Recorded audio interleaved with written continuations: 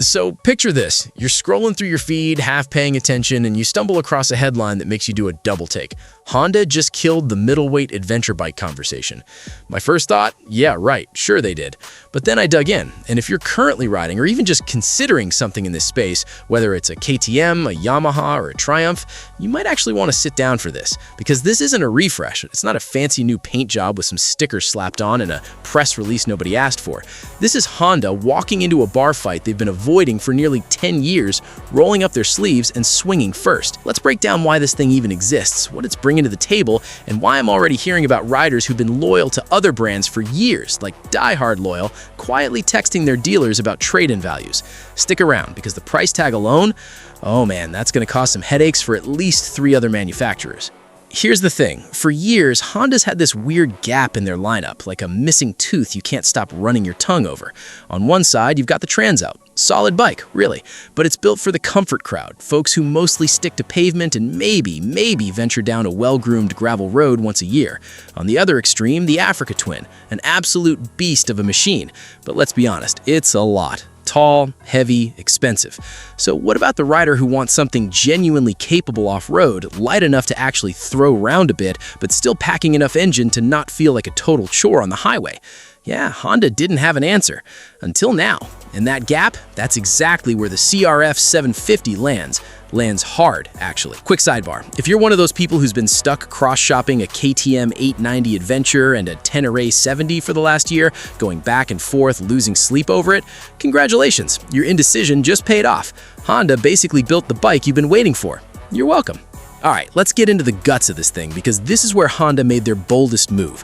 The CRF750 runs a brand new 749cc liquid-cooled parallel twin, but here's the twist. They didn't tune it to chase some crazy peak horsepower number for a spec sheet. No, they went for real, usable mid-range torque. We're talking somewhere in the neighborhood of 84 horsepower with a torque curve that punches hard right where you actually ride, low and mid RPM. That's the zone you live in when you're picking your way through a rocky trail or rolling on the throttle out of a tight switchback. This isn't a bike that needs to be screaming at 8,000 RPM to feel alive. It's got grunt. And get this, Honda gave this engine a 270-degree crank. If you know engines, you know exactly what that means. If you don't, here's the short version. It gives the bike this throbbing, uneven firing rhythm that mimics a V-twin's pulse. More traction off-road, more character.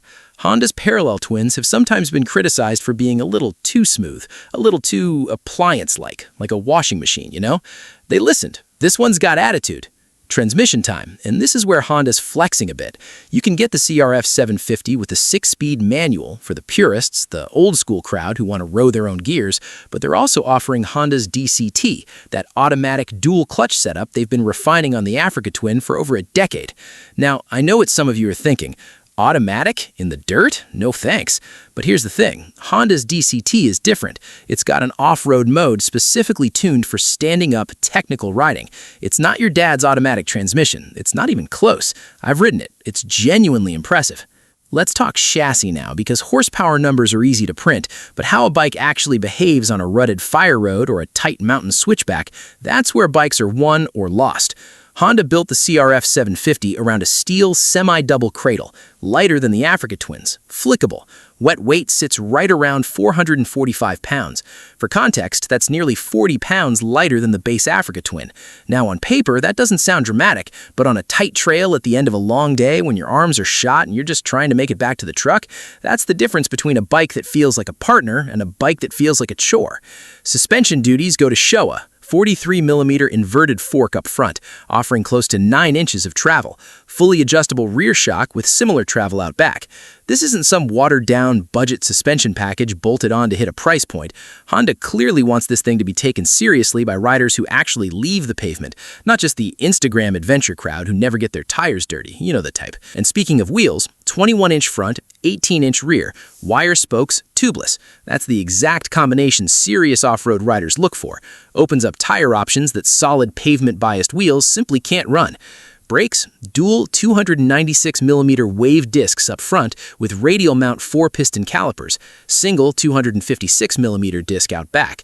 Strong enough to haul this bike down from highway speed without drama, but tuned to avoid that grabby hair trigger feel that makes technical descents so stressful. Ground clearance sits at 9.4 inches.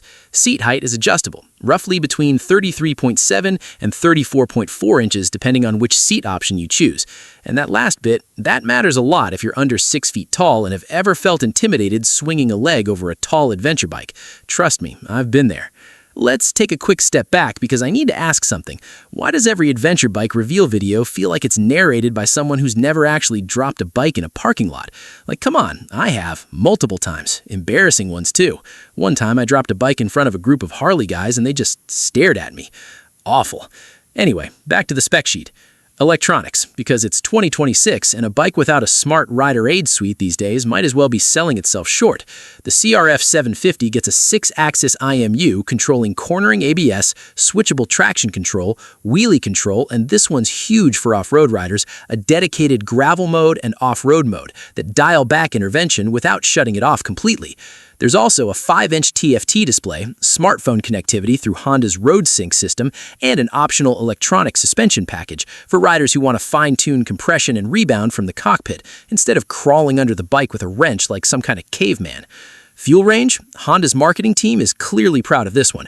4.7-gallon tank, real-world economy in the mid-50s mpg. That means you can comfortably push past 230 miles between Phillips. Genuinely impressive for a bike this capable off-road. It's the difference between planning your trip around gas stations and just riding until you feel like stopping for lunch.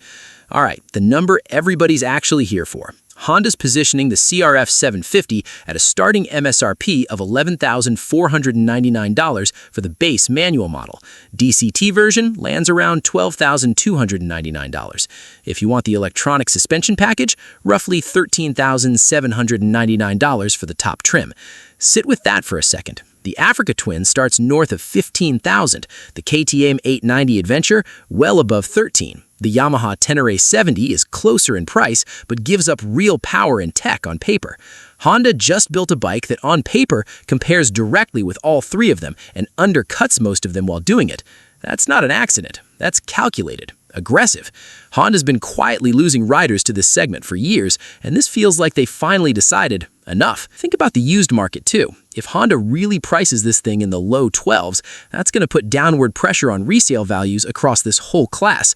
Suddenly, riders have a reason to walk into a Honda dealership instead of waiting around for a deal on a used Ténéré or hunting for a discounted leftover KTM. Dealers in this segment are going to be thrilled. Actually, no, they're not. Riders, though, we win either way. More competition in a category always ends up being good news for the people actually buying bikes. And it's not just about the spreadsheet numbers. Honda's reliability reputation in this category carries real weight, especially with riders who've been burned by expensive dealer-only repairs on other brands. And trust me, I've heard the stories. A bike that's this capable, genuinely this priced, wearing a Honda badge, that's the kind of combination that converts skeptics into buyers, and buyers into lifelong brand loyalists. But here's the question that's actually been nagging me the entire time I've been putting this together, and I think a lot of you are wondering the same thing. If this bike is genuinely this capable, genuinely this priced, why has Honda been sitting on this gap in their lineup for so long? What changed?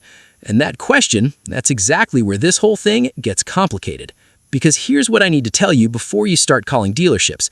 Everything I just walked you through, the engine specs, the chassis numbers, the pricing, none of it is official. There is no 2026 Honda CRF750. Honda has not announced this bike. What you just watched is a concept build, my own projection of what a bike like this would look like if Honda finally decided to fill that exact gap based on their actual engineering patterns, their pricing history, and where this segment of the market is clearly heading. Is it possible? Genuinely, yes. The gap is real, the demand is real, and Honda has all the pieces sitting in their parts bin already. But as of right now, it's a concept, nothing more. Now, if a bike like this got you fired up, you're going to want to see what I put together on a real production bike that's actually shaking up this exact category right now. I've got the full breakdown linked right at the end of this video.